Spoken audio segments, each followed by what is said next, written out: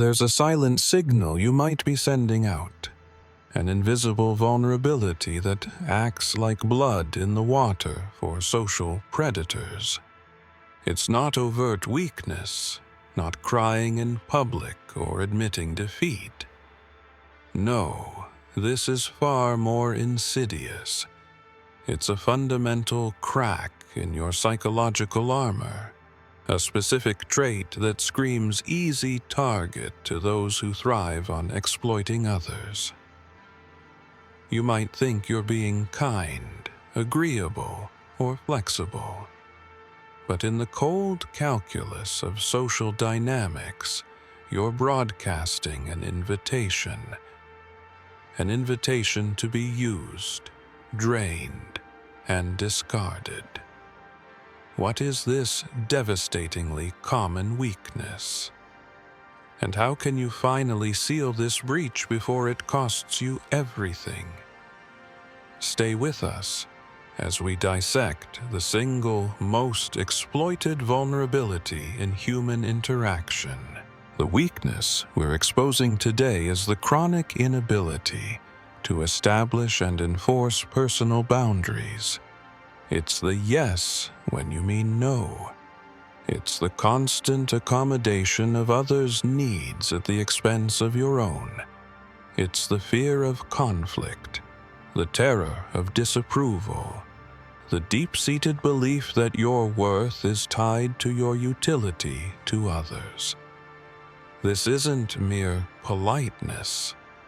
It's a psychological deficit. People without boundaries become amorphous, undefined entities in the social landscape. They signal that their time, energy, resources, and even emotional well-being are communal property, available for the taking. They lack the fundamental self-respect that says, this far and no further. This boundarylessness is a virus that infects your interactions, making you permeable to manipulation and exploitation. Why is this lack of boundaries so appealing to exploiters? Simple. It guarantees the path of least resistance. Manipulators, narcissists, and emotional vampires seek easy wins. They probe for weakness, testing the waters. When they encounter someone who consistently yields, who apologizes for having needs, who bends over backwards to avoid confrontation, they've hit the jackpot. You become a reliable source of supply, validation, favors, emotional dumping ground, scapegoat. You require minimal effort for maximum return. They don't need complex strategies. Your own inability to say no does the heavy lifting for them. They see your niceness not as a virtue, but as a lack of self-protection. A doorway left wide open. They don't respect it. They capitalize on it. Exploitation isn't always dramatic or obvious.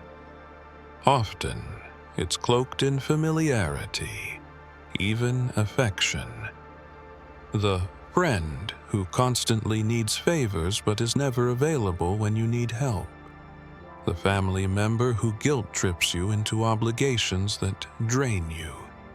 The colleague who subtly offloads their work onto you because you don't mind. These are insidious forms of boundary violation. Because they come from people supposedly close to you, challenging them feels like betrayal or selfishness. Your inability to set limits allows these patterns to persist and escalate.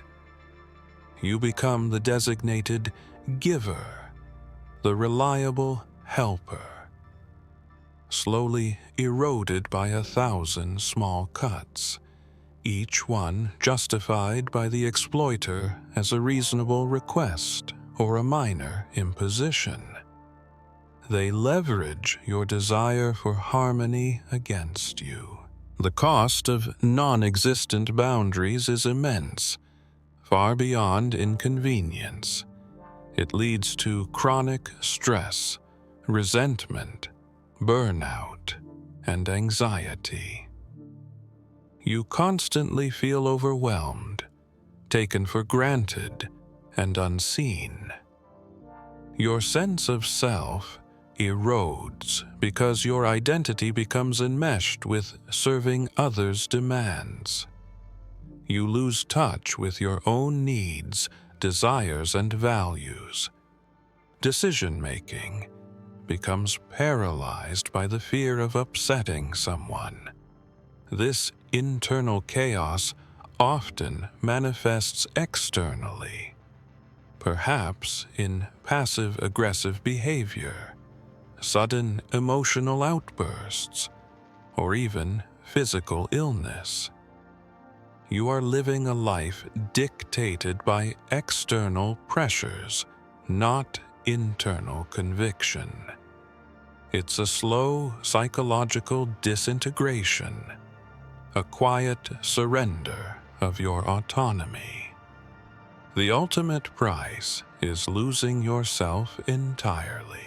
Reclaiming your power begins with the deceptively simple act of saying no.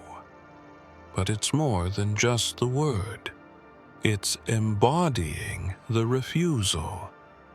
It requires understanding that your needs are valid, your time is valuable, and your energy is finite. Setting a boundary isn't an act of aggression. It's an act of self-preservation. Expect resistance. Exploiters are accustomed to your compliance. Your no disrupts their supply chain.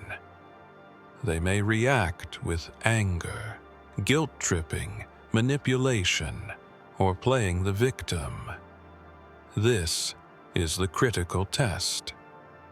Holding firm despite the backlash is where true strength is forged. Remember, their reaction is information. It reveals their true intentions and their lack of respect for your autonomy. Each no rebuilds a piece of your eroded self-respect. Building boundaries is a skill, not an overnight transformation. Start small. Identify one area where you consistently overextend yourself. Practice saying no to low-stakes requests. I can't right now, or that doesn't work for me. No lengthy justifications needed. Be clear and direct.